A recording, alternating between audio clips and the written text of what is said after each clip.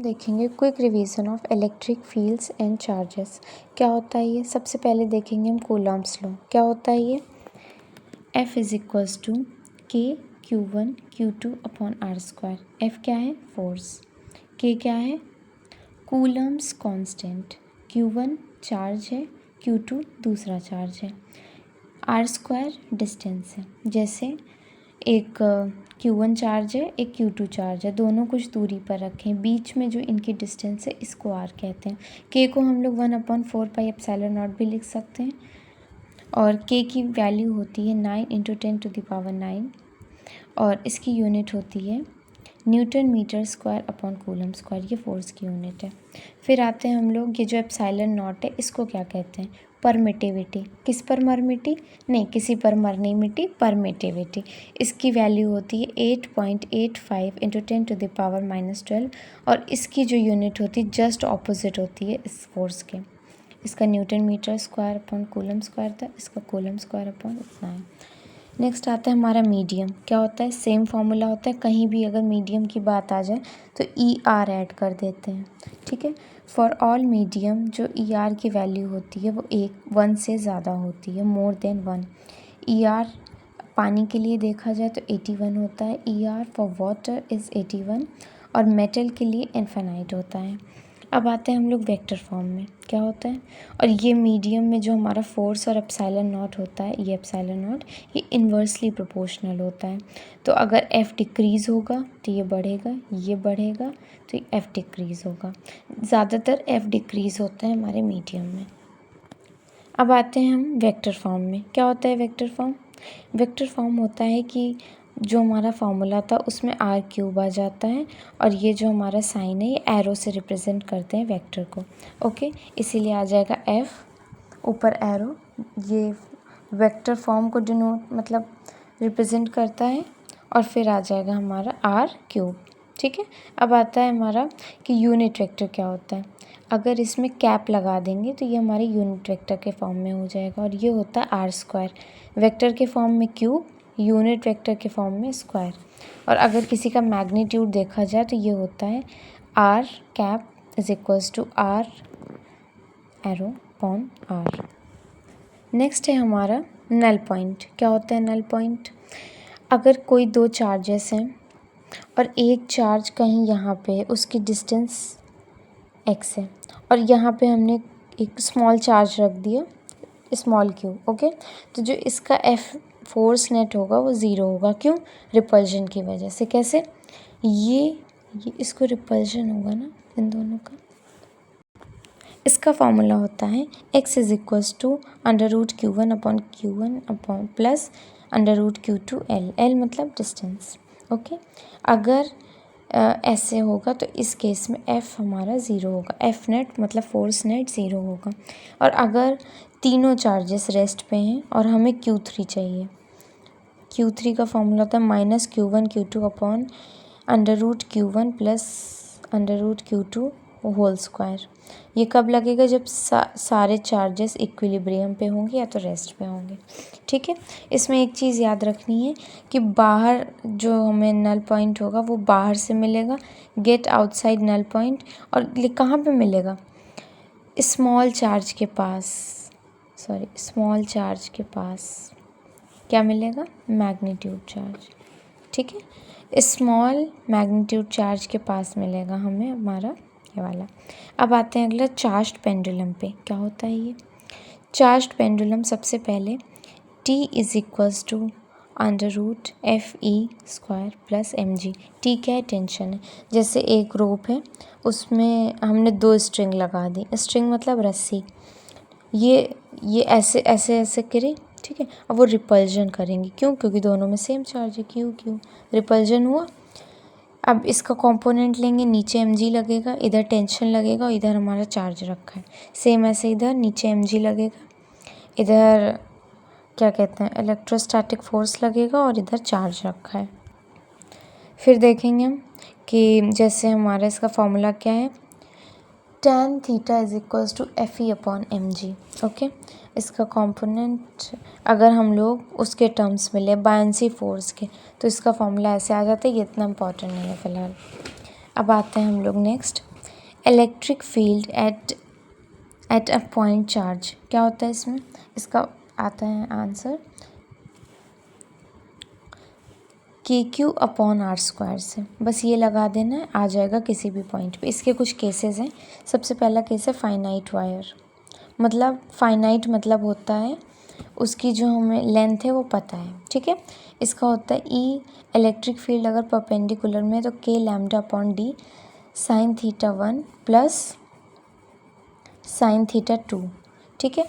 और अगर electric field parallel में तो लगता है K lambda upon D cos theta 2 minus cos theta 1 minus cos theta 2, ठीक है। अब आते हैं इन्फिनाइट रॉड पे। अगला केस इन्फिनाइट है, इसमें परपेंडिकुलर पे लगेगा KQ1 ये, और पैरेलल में 0, क्यों? 90 डिग्री होता है ना इसमें, तो इसमें रख के देख लो, आंसर यही आएगा। क्यों? साइन 90 कितना होता है? 1, तो 1 रखेंगे, 2 नहीं हो जाएगा? 1 + 1 2 के लैम्डा अपॉन D, और इसमें कॉस की वैल्यू रख दो, कॉस 90 0, ठीक है। अब आता है हमारा सेमी इन्फिनाइट रॉड। क्या होता है ये? सेमी इन्फिनाइट रॉड, इसमें क्या होगा? 2 एंड फिक्स होंगे, जैसे ये एंड ये, ठीक है। अब इसमें परपेंडिकुलर होता है K lambda upon D same as that, और पैरेलल में भी K लैम्डा बाई D। क्यों? क्योंकि इसमें थीटा 1 को 90 लेंगे और इसमें 0, लेकिन इसमें दोनों को सेम लिया था। इन दोनों में रख के देख लो, ये आ जाएगा। 90 रख के देखो, इसमें एक केस में जैसे 1 रखेंगे अगर इसमें, ठीक है, और इसमें 0 करके देख लो, यही आंसर आएगा। इसमें 2 आया था क्योंकि साइन 91 साइन थीटा 2 1 1 2, ठीक है। अब पैरेलल में KD अपॉन D सेम आएगा क्योंकि इसमें 0 है, कोई चेंजेस नहीं आएंगे। फिर आकर अगला है हमारा electric field due to an arc ई सेंटर पे 2K lambda sine theta upon 2, और इसमें अपॉन में R आएगा। सेमी सर्कल का केस है, तो इसमें E = 2K lambda by R। Quarter circle ये होता है एक हमारे सर्कल का 1/4 पार्ट, ठीक है। उसका फॉर्मूला ये होता है सर्कल में बताया था इलेक्ट्रिक फील्ड किसी भी शेल या फिर बॉडी के अंदर 0 होती है सेंटर पे। अब आते हैं अगला, electric field on the axis of ring. ये रिंग है, इसमें कुछ नहीं याद रखना, बस ये फॉर्मूला याद रखना। = KQX upon R² plus X² 3/2। जितने ये चीज़ें हम बता रहे हैं पढ़ने के साथ साथ नोट भी करना है। 12 फ्लक्स एंड गॉस लॉ के बारे में पढ़ते हैं। इलेक्ट्रिक फ्लक्स क्या होता है? फाई से डिनोट करते हैं। Phi = E.dA। ई क्या है हमारा? Electric field. डी क्या है? डिस्टेंस। ए क्या है? एरिया। और जैसे ये शीट है, ये परपेंडिकुलर टू प्लेन होगा, ठीक है। और फ्लक्स हमारा जो होता है वो proportional to number of electric field lines passing in area. जितनी ज़्यादा इलेक्ट्रिक फील्ड लाइंस पास होंगी उतना ज़्यादा हमारा फ्लक्स आएगा। जितनी इलेक्ट्रिक फील्ड्स अंदर गई जितनी बाहर आ गई तो बचा क्या? 0। वो कहते हैं ना 36 आई 36 गई, बची कितनी? 0। आते हैं अगला, इलेक्ट्रिक फील्ड लाइंस क्या होता है? ये कभी भी क्लोज लूप नहीं बना सकती, कंटिन्यूस कर्व्स होते हैं, कोई भी बीच में शार्प ब्रेकेज नहीं होता, ब्लॉक्स नहीं होते, कोई भी शार्प ब्रेक नहीं होता इसमें, कभी इंटरसेक्ट नहीं करेंगे, हमेशा पॉजिटिव से शुरू होंगे, टर्मिनेट कर जाएंगे नेगेटिव पे।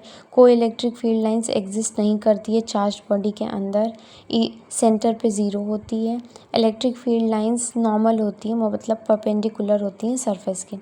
जितनी ज़्यादा पास होंगी उतनी ज़्यादा इलेक्ट्रिक फील्ड होगी, जितनी ज़्यादा घनी डेंस होंगी उतनी स्ट्रॉन्ग इलेक्ट्रिक फील्ड होगी। गॉस लॉ पे आते हैं, क्या होता है? इसको फाई से डिनोट करते हैं, और ये इनक्लोज का साइन है। E.dA Q enclosed upon ε0। सिर्फ अंदर वाले चार्जेस को कंसीडर करेंगे, बाहर वाले चार्जेस को कभी कंसीडर नहीं करेंगे। ये हो गया हमारा रिवीजन। अब एक दो चीज़ें वो बता देते हैं, जैसे 90 पे होता है √2f, 60 पे होता है √3f, और 120 पे इक्वल होता है। और ये तभी केस लगेगा जब इसको बाइसेक्ट करें। ओके, अब आता है हमारा एक क्वेश्चन। क्या क्वेश्चन है? ये electric field on the axis, इसका एक ग्राफ है, इसकी मेन पोजीशन है, यहाँ पे 0 रहेगा, मैक्सिमम पे इधर साइड जा रहा है पॉजिटिव, तो r/√2। √2 कैसे आया? 90 डिग्री का एंगल, देख लो, ठीक है। इधर जाएगा नेगेटिव, तो सेम रहेगा, बस नेगेटिव का साइन आ जाएगा। ओके, जितनी ज़्यादा पास उतना ज़्यादा, जितनी दूर उतना कम, ठीक है। और जितनी अंदर जाएंगी उतनी बाहर निकलेंगी। अगर कोई शीट से गुज़र रहा है तो हमारा फ्लक्स 0 होगा, बता चुके हैं ऑलरेडी। और ये कुछ केसेस हैं हेमिस्फेयर में। एक ये है, अब खुले का तो कुछ नहीं कर सकते हम लोग, तो इमेजिनरी मान लेते हैं, तो Q/2ε0। क्यूब है, क्यूब को Q/ε0। सरफेस का देखेंगे तो Q/6ε0। अगर हमको इस शेडेड एरिया का पूछ लिया तो इसको 20 से काट देंगे हम, फिर ये शेड कर देंगे। तो जो कट किया है कॉर्नर पे उसका हाफ पूछेंगे तो Q/12 क्यों? क्यूब में कितने होते हैं? 6 फेसेस होते हैं, और अगर 20 से काट देंगे तो डबल नहीं हो जाएगा, तो 12 फेसेस। अगर मान लो इसको 2 पार्ट में काट देंगे, 12×2 = 24 केसेस। देखो जैसे इसमें पूछा है, ठीक है। और अगर कभी भी कॉर्नर पे रखा चार्ज हमेशा Q/8ε0 होगा। क्यों? क्योंकि Q कहीं यहाँ पे रखा है, और इसको ढकने के लिए हमें 2 चार्जेस की, 2 ढक्कन की और ज़रूरत होगी, तो 6 + 2 8 हो जाएगा। Got it? Chapter finish.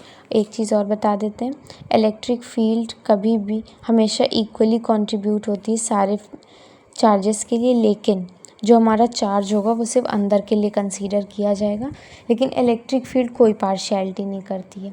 जैसे टीचर्स होते हैं स्कूल में, कुछ फेवरेट स्टूडेंट्स को ही मतलब प्रायोरिटी देते हैं कि उनको ही बताएंगे, बाकियों को तवज्जो नहीं देंगे, लेकिन कुछ जो बहुत ही डिसिप्लिन्ड, बहुत ही अच्छे टीचर्स होते हैं वो सारे स्टूडेंट्स को इक्वल मानते हैं, सबको इक्वली ट्रीट करते हैं।